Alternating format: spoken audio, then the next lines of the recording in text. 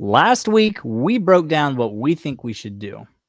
The Tennessee Titans should do on offense this offseason, whether we address the needs in free agency, draft, both, neither. This week, we're going to tackle the defense and see what Titans need to do to have more than 3 wins.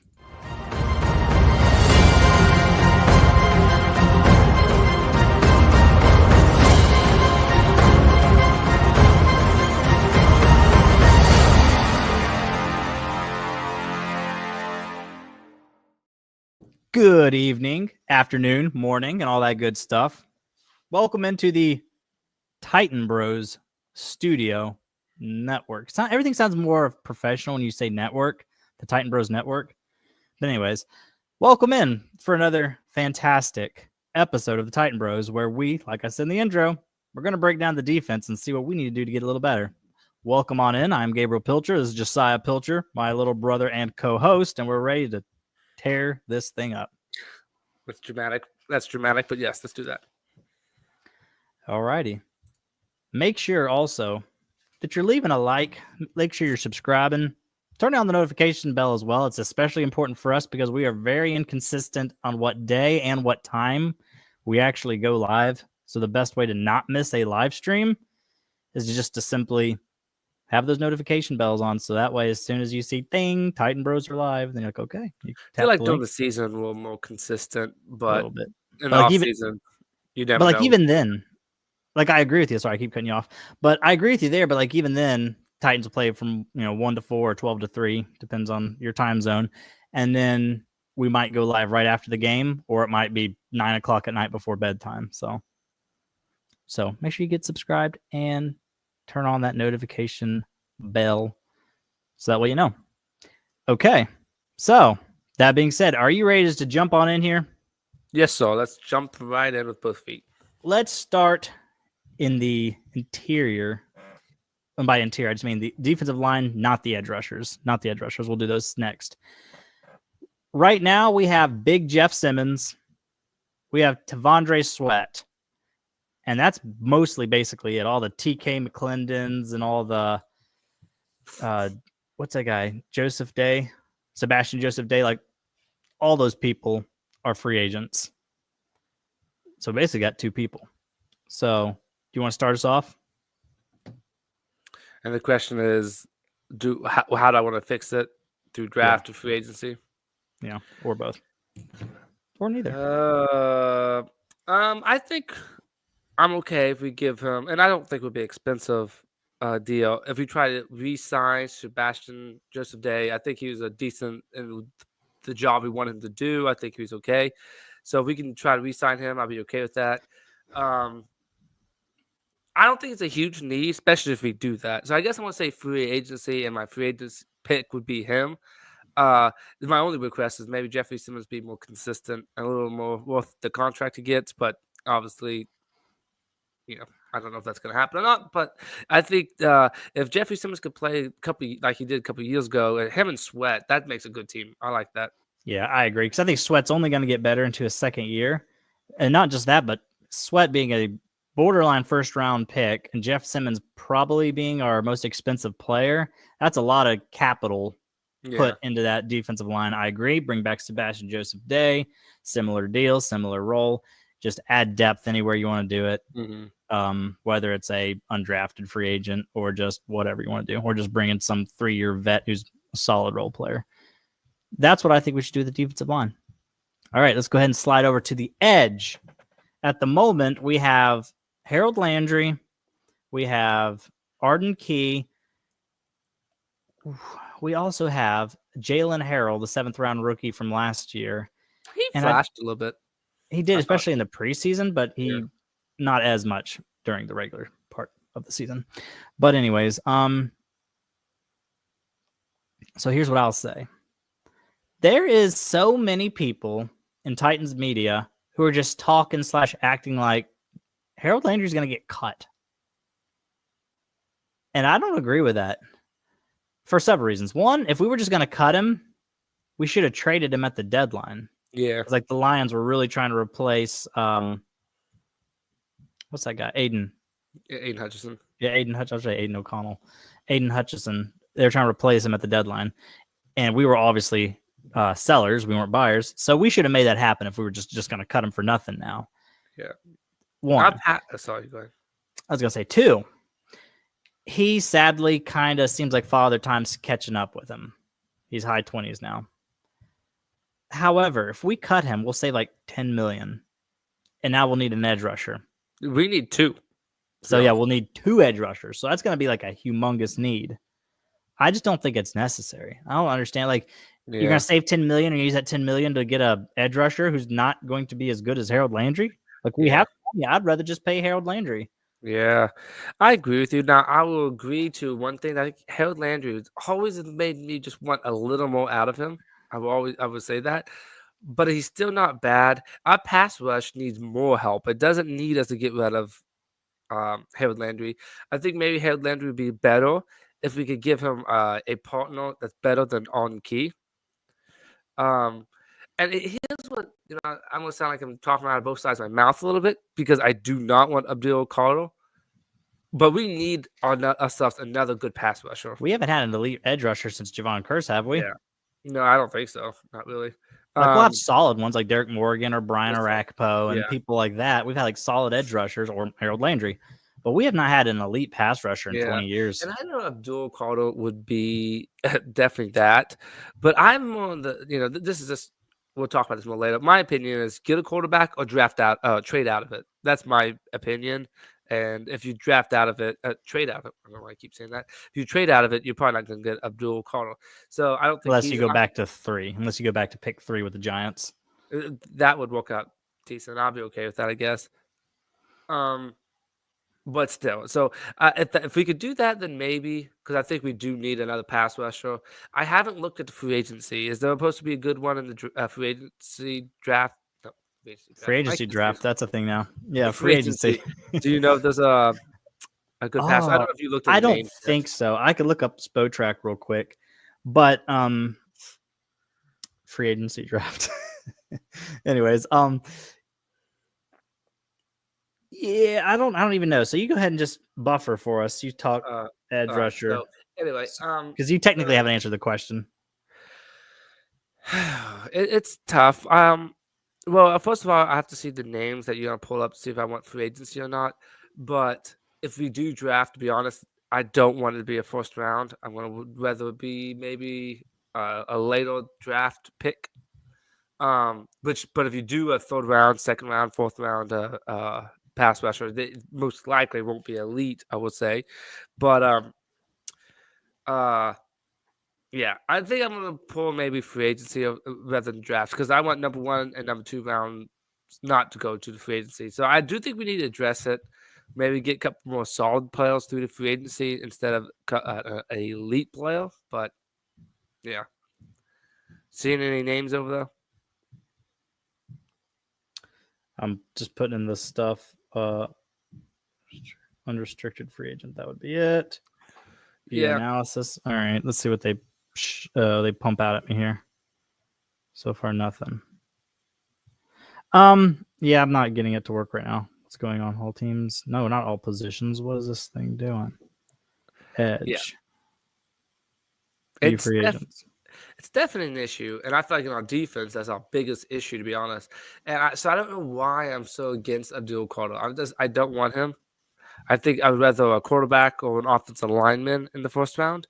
But free agency, pass rush is definitely an issue of ours. Well, there's a couple bigger names. Hassan Reddick, but I'm kind of out on him because he just for no reason stood the Jets up. Remember? The Eagles traded him to the Jets and he just didn't play. He just didn't want to play. Made no sense to me. There's like Matt Judon, but he's 32 and a half. There's DeMarcus Lawrence, 32, almost 33. Preston Smith, 32. Looks like a bunch of old folk. Josh Sweat, which I think he's going to get overpaid because he played really good in the Super Bowl. He did in that well win. in the Super Bowl, though. I think he's going to get overpaid. If you looked at because I looked at his stats, I don't think he's had a 10-sack season. I don't think so either. He's going to be overpaid. I think he's a little worse than Landry, a little better than Key. Yeah, probably. Let's see what they're saying.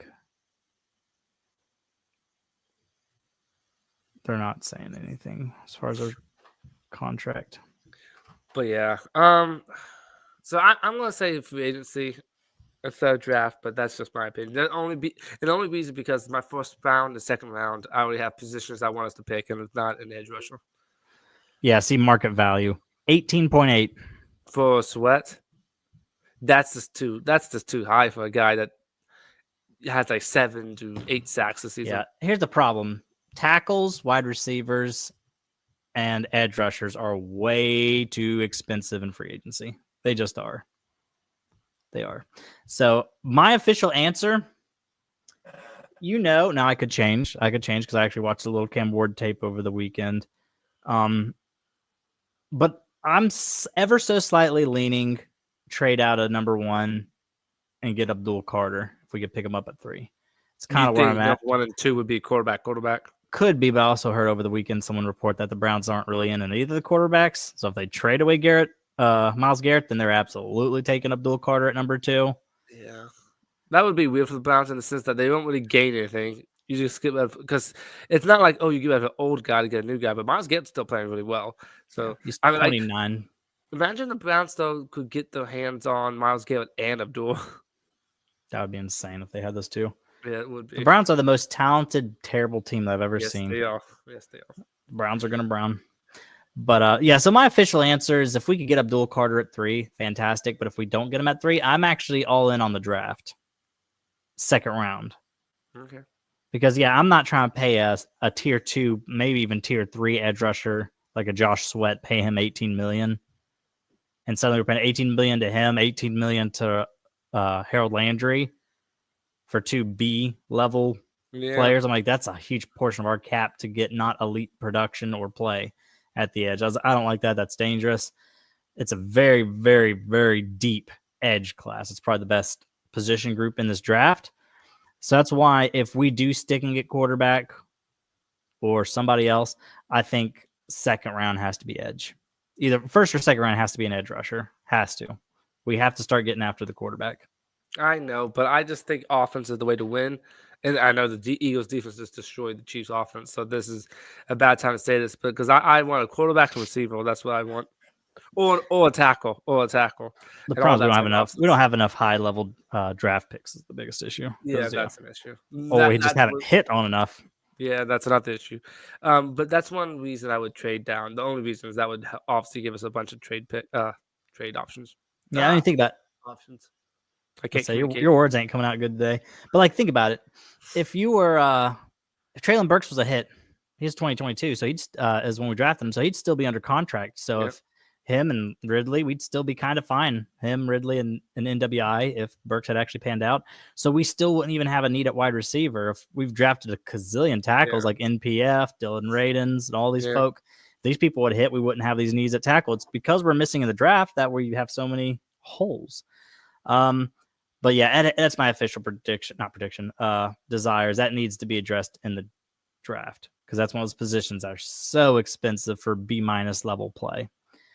So, yeah. All right, let's move to the next group, shall we?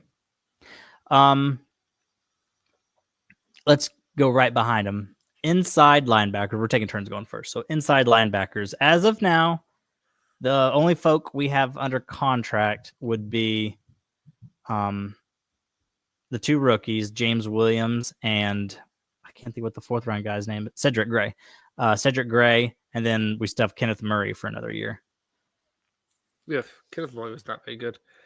And Cedric Gray. I always kind of want to see Cedric Gray play more to know what we have in him because I don't know. That's the problem. I don't know what the free agency looks like.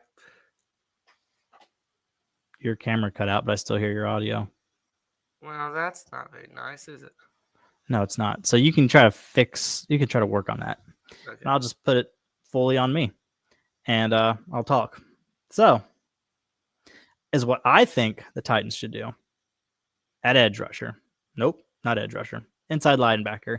I say cut Kenneth Murray. Kenneth Murray was so bad. So cut Kenneth Murray. Get him out of here. You back? I think I'm back. Okay. I just said we need to cut Kenneth Murray. He's bad. So bad. So cut him. And we need to either I'd say both. Both would be the answer to the question. We need to find just like a $5 to $8 million a year linebacker for like a 1 year deal. Also draft.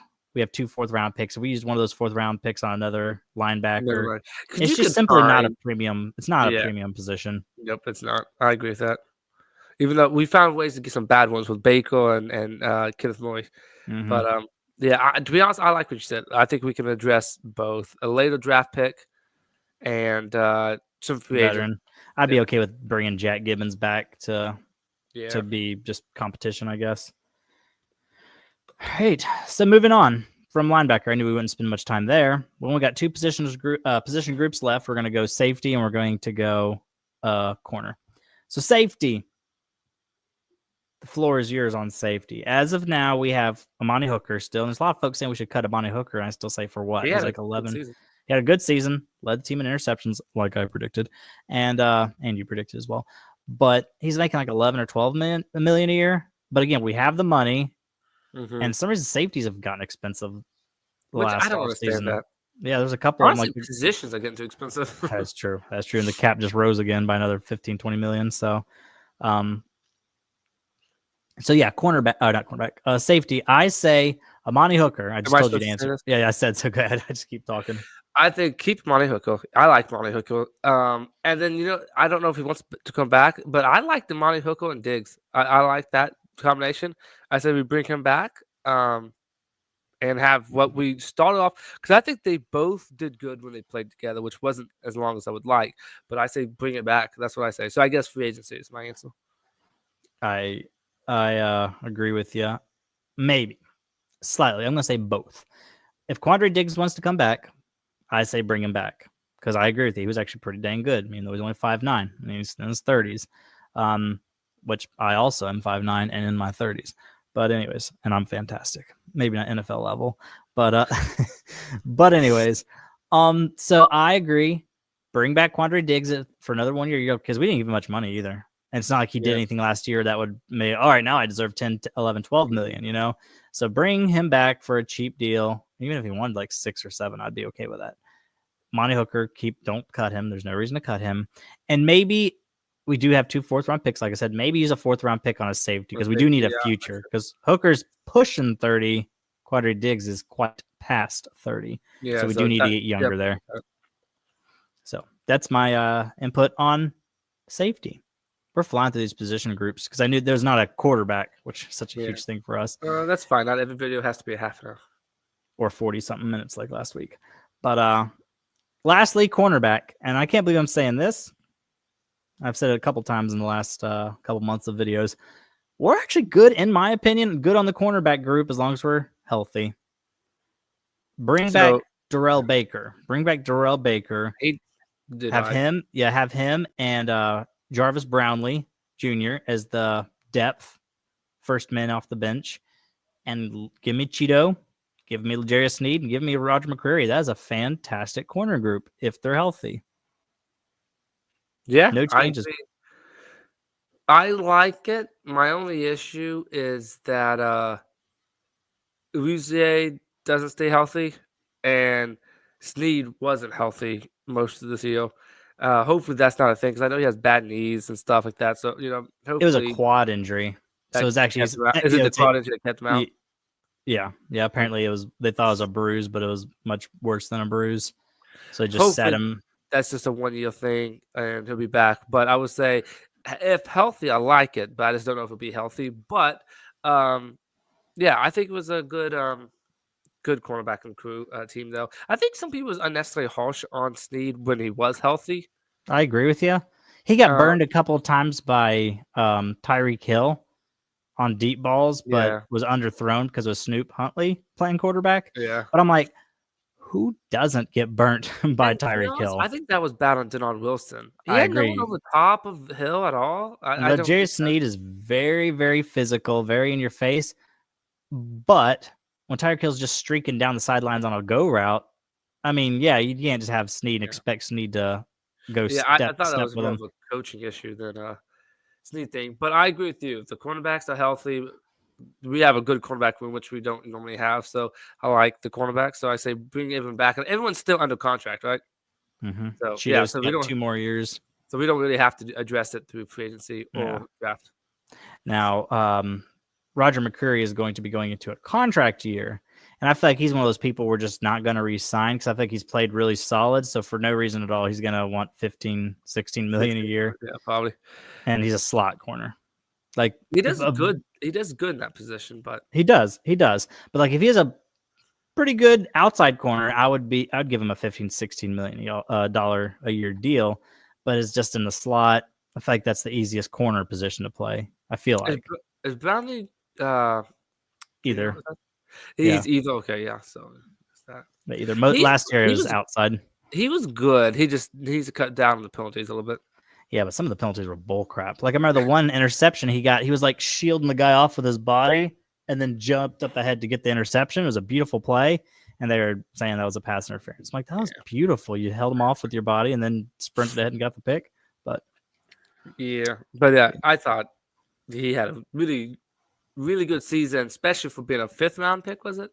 Mm-hmm.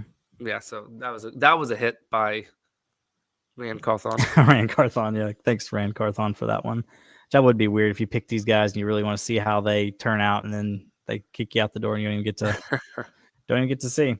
I will say, I feel like every single year there's someone that gets drafted and people are like, oh, this guy should have actually been drafted 2 rounds ago. I can't believe he slid all the way down to here. That's a steal of a pick. And so many times people always say that, but Brownlee was kind of one of those guys where he's just a good, feisty little guy. I say a little, but he's pretty big. Louisville. Louisville, okay. I think so. You know who I also remember someone saying that? I don't remember who it was, but Jalen Duncan. Yep, I remember we got him. I was like, "Oh, this is a steal of the draft." There were some people that had him going 4th-ish round. What did we get? So him? 6th. Yeah. So yeah, in a lot of ways, like positional value was great. Like his size and strength and speed is perfectly fine. He just looked like he don't know how to play. He doesn't look like he cares how to play. He just.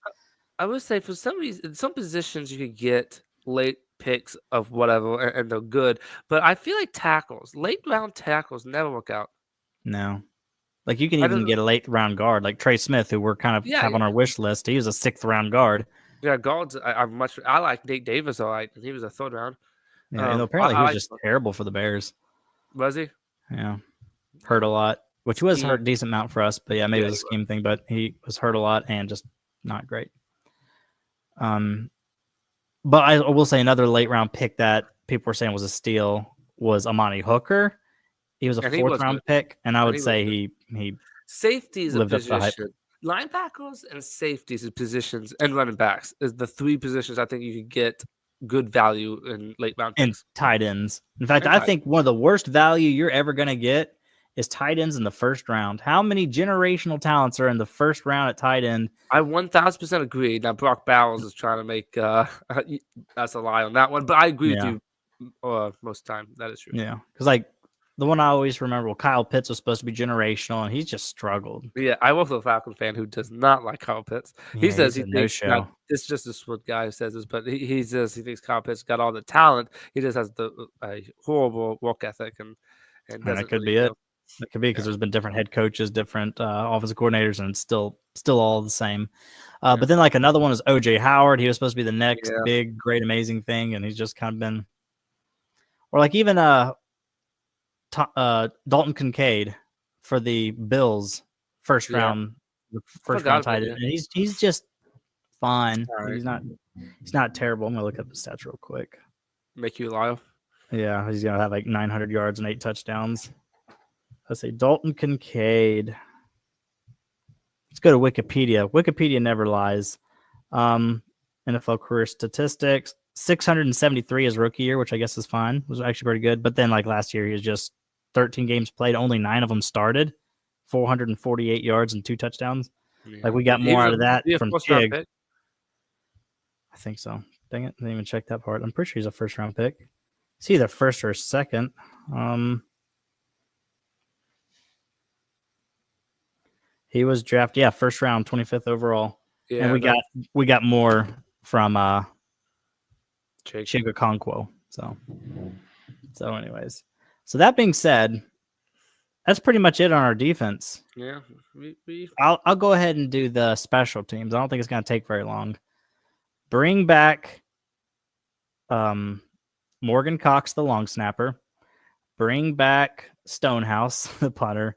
And honestly, bring back old man reliable Nick Folk. I say just bring Yeah, them I all would three back. say it's funny that our special teams sucked, but it wasn't nothing to do with our kickers and long snappers. Like those three was good. I liked all three of those. It was everybody else that sucked, The including return our special team, the team coordinator. returners, So I coverage. think I agree with you. Bring them all back. I like our kicker. I like our punter. I like our long snapper. And now with an actual good, I think, special team coordinator, hopefully we can actually have a decent special teams this year, which we never have. Yeah, it was honestly pretty nice that they fired Colt Yeah. because the way Callahan was talking was like he wanted to keep him around. He kept on saying stuff like, and if you actually watch the special teams at the end of the year, they actually were quite improved. They weren't actually a problem. I'm like, buddy, his sins are too grave. We can't forgive him just like that. And like one of the things that Colt McCoy said in one of his interviews, Colt McCoy literally said, well, here's the thing with the special teams. I just kind of thought that people knew what to do. I didn't realize I'd have to coach them and tell them how to play the position. I'm like, what are you doing? What do you think your job is? If they already know what to do, then you're not even going to be employed. It's the stupidest thing. It's not like you call it plays and stuff. You know what I mean? Yeah. That's so dumb. So dumb. But anyways, with that said, is there anything we need to say before we get out of here, you think? I suppose not. It's just, I guess we'll just keep going through this boring off season. I'm kind of a month, not even a month. I was a month into. Well, I guess it's kind of a month into the Titans off season because we've been, and I'm already like, something new needs to happen. Free agency, draft, something needs to happen. Free agency's around the corner. We're probably gonna have to. That's probably what our next series of videos is gonna have to be. I always forget when it is, but it's just around the corner. It's 3-ish weeks away, 3-ish weeks away. And we need to, I guess our next couple of videos are going to be like bringing certain names. It says, oh yeah, address that in free agency. We need to start bringing like a wish list of folk that we actually want to bring. We have money too. There's another offseason. We have money. I think we have 10th or 11th most cap space. I know last year, you can't turn a ship around in 1 year, but man, we had so much money. And the fact that we won only 3 games with all those people we brought in was pathetic. Unforgivable. Yep. Unforgivable. Well, think about it. Some of the 3 of the biggest names, though. Chidobe Awuzie, barely played. L'Jarius Sneed, barely played. Lloyd Cushenberry played, I think, right at half of the season. I mean, all 3 of them did all right when they played, to be honest. Yeah, exactly. But that's just what that was. Yeah, but also, you can't overcome Will Levis. And you couldn't overcome Will Levis. That was just disgusting. And the right tackle situation. And the right tackle. Those 2 things right there was just enough to derail the entire offense. It was disgusting. I agree. Yeah. All right. Well, make sure you like. Make sure you subscribe. And when we're live, jump into those comments. We enjoy reading the comments and interacting with the peoples. So it's a lot of fun. So yeah, I guess that's all we have. We're going to go ahead and get on out of here. Tighten up. Peace out. We'll see you later.